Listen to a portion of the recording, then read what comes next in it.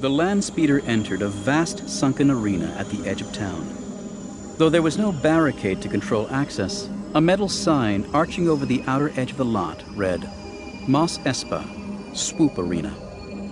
Tamora directed Chewbacca around the far end and down to a row of dilapidated hangars, designated Owner's Row by a small sign display. Chewbacca opened the cowling, and they climbed out of the speeder's climate-controlled comfort into the dusty heat of a Tatooine late afternoon. A combination lounge and bedding parlor that had been converted from an old pod racer owner's booth. It was clean but austere, with a bar and several bedding windows in the rear. In front, 3 rows of plastoid tables were arrayed before a transparent steel wall that overlooked the track below. Leia was surprised to feel her heart flutter as she began to see the magnitude of the dilapidated racing track.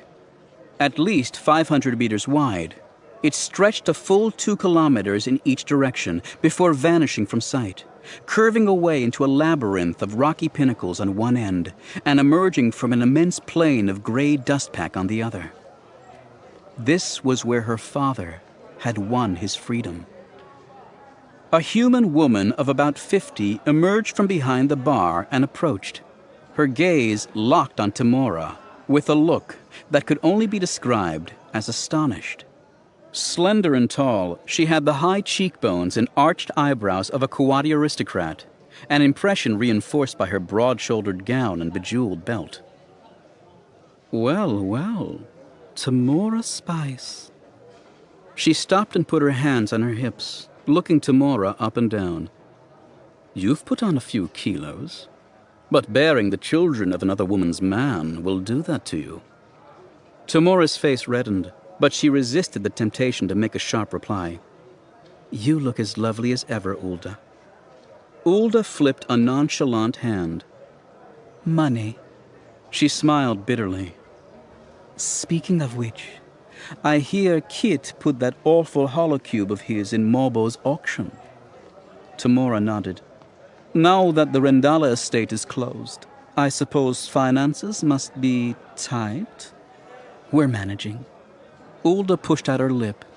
Pity, I thought you might be here for a loan. As a matter of fact, Han said. He stepped forward, his patience with the woman's harassment coming to a quick end, as Leia had known it would. We do. Leia caught him by the wrist. Let Tamora handle this? Tamora swallowed, then said, My friend is right. We do need to borrow something. Kit's in trouble. The Imperials are looking for him.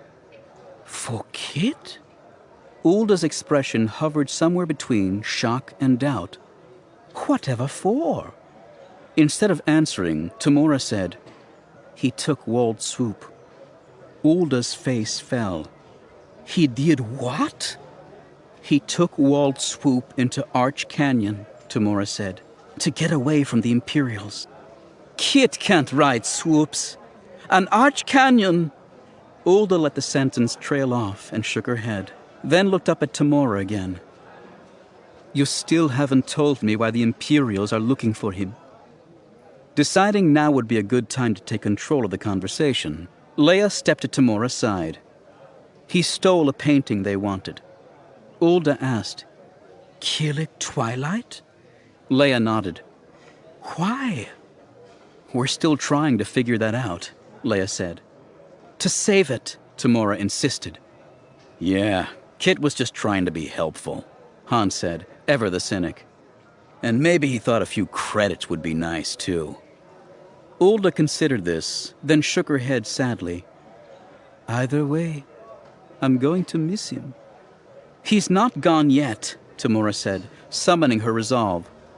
Wald said you have Rayo's swoop. Ulda shrugged. So? So, I'm going after Kit, Han said. That bike's not for rent, Ulda said. Maybe I can let him take another. Another one can't catch Wald's, Tamora said. We'll purchase Rayo's swoop, Leia offered. Is 15,000 enough? That caught Ulda's attention. She looked up into the darkness beneath Leia's hood, either trying to guess the identity of her visitor or calculating how much she could take her for. 30,000, Leia said. Kitster already has a 20-minute lead. And you're not going to change that by getting your man killed. Ulda stood and turned to the group gathered down in the front of the parlor. Odie, go fetch Rayo. I need her to take her old Swoop out. You don't want to do that, ma'am. A blue-skinned Air Kit with a large egg-shaped head and downturned ears turned to look back at her. She couldn't pilot a land speeder right now. Again? The Air Kit nodded and went back to his datapad. Leia exchanged a relieved glance with Han, then said, I can't imagine that 30,000 isn't enough, but... It's not the credits, Ulda said. I'd give it to you for 20. But that thing's been the death of 6 riders. I bought it just to keep it off the track.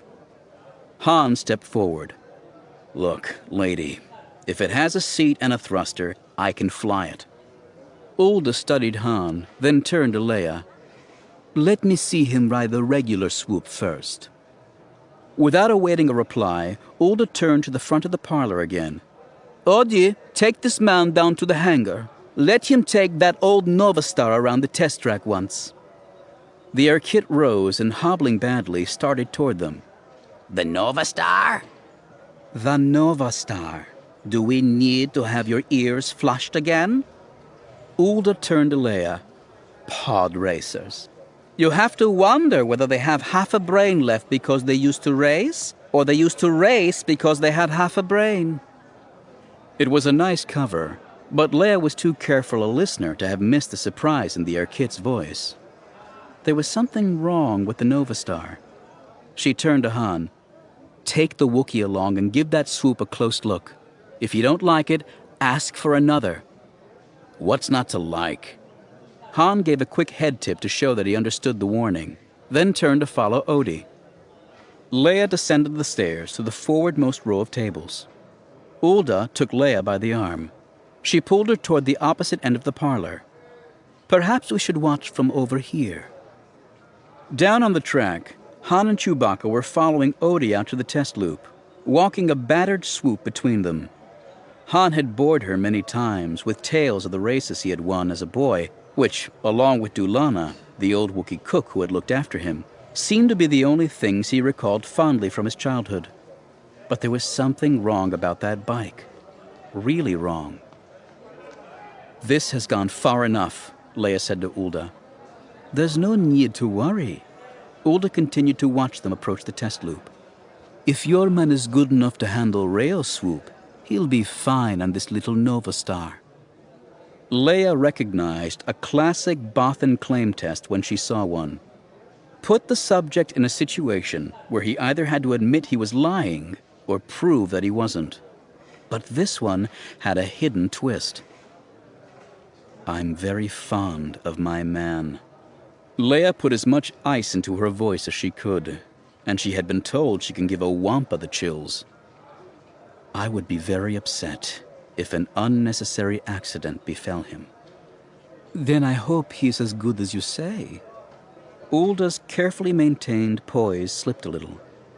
For both our sakes.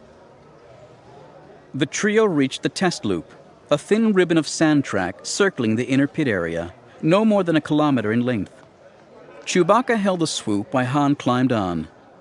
Odie spent a few moments trying to show Han the controls, then seemed to realize he already knew them and stepped away. That was when Ulda pulled a comlink from her sleeve. Odie, didn't he check the control vanes? Odie nodded and raised a comlink to his lips. In the hangar. Han activated the ion thrusters.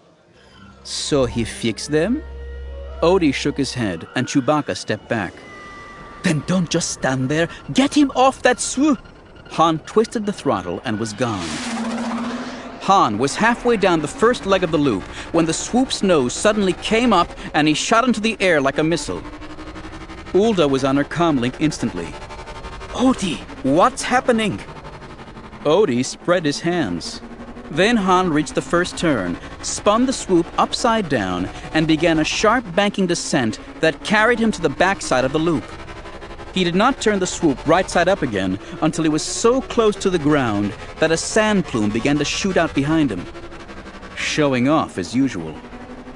Han climbed into the air again as he came to the second turn, then flipped the swoop over and repeated the maneuver. He was still rounding the corner when Ulda raised the comlink to her lips again. Odie, get Rayo's swoop ready and put the vid map aboard.